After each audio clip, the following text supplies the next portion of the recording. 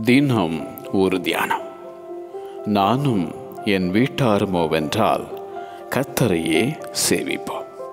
யோசுவாவின் புஸ்தகம் அதிகாரம் 24 வசனம் 15.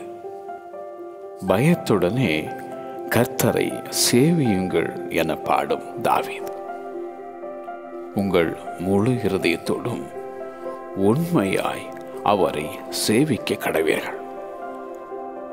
மேலே வானத்திலும் கீழே பூமியிலும் பூமியின் கீழ் தண்ணீரிலும் உண்டாயிருக்கிறவைகளுக்கு ஒப்பான ஒரு சொரூபத்தையாகிலும் யாதொரு விக்கிரகத்தையாகிலும் நீ உனக்கு உண்டாக்க வேண்டாம்.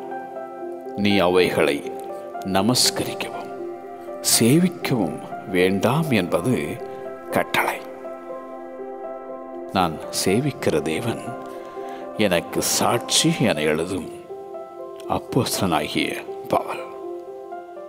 சிருஷ்டிகரை தொழுது சேவியாமல் சிருஷ்டியை தொழுது சேவிக்கும் உலகம். கர்த்தரை சேவிக்கிறது உங்கள் பார்வைக்கு ஆகாததாய் கண்டால் பின்னை யாரை சேவிப்பீர்கள்? உத்தம இருதயத்தோடும் உற்சாக மனதோடும் கர்த்தரை நீ சேவிப்பாயாக.